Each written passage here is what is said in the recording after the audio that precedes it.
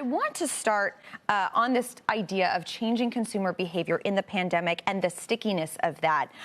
Oliver, Target's had gained $6 billion worth of market share this year so far. $6 billion. Do you believe that the changing consumer behavior is enough to keep Target at the market share that it's been able to obtain this year?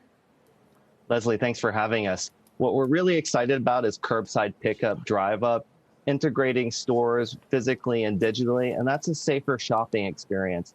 Also, there's a theme, less is more. People are doing fewer trips and consolidating trips and spending more. So both Target and Walmart being multi-category is very helpful. And these companies are on the aggressive now with digital innovation, personalization, and really touching the customer in a very customer-centric manner versus Amazon. So yes, we think there's stickiness. And yes, as we measure it in our surveys, the customer satisfaction and the net promoter scores are very high.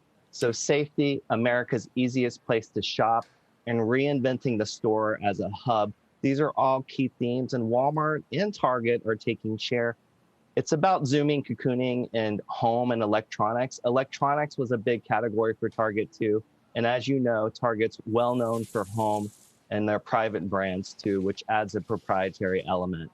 And Michael, speaking of home, of course, we're also got earnings from Home Depot and Lowe's this week that painted a slightly different picture. Each of those missing on the bottom lines. They were definitely investing more toward the future. But how much of this trend, this pandemic trend as it relates to home improvement, was really a pull forward that those retailers saw the benefit earlier this year? And what does that indicate about the rest of the year where people may be less inclined to, say, paint their homes or do some home improvement when it starts to get colder during the second half of, the last few months of the year?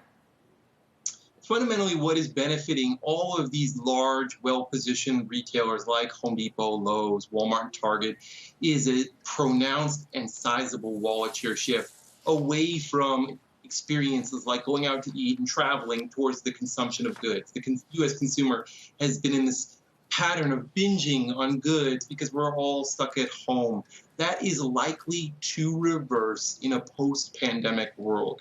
Now, to your point, absolutely, Home Depot and Lowe's are doing the right thing. They're taking this opportunity to lean in and invest in their businesses, whether it's resetting their stores, growing their e-commerce businesses, or addressing that all-important pro customer, and that's going to benefit them as we see a reversal of these wallet share shifts over time. Now, with respect to home improvement and Home Depot and Lowe's, I do think that there are structural changes that will benefit them on a long-lasting basis, such as consumers moving into larger homes, consumers living in more suburban and rural areas, and spending more time at their homes. What that means is it's going to be put more scratches in the floors, dents in the walls. Those will need to be fixed, and that will be to the benefit of Home Depot and Lowe's. So those are stocks that we still like a lot from here.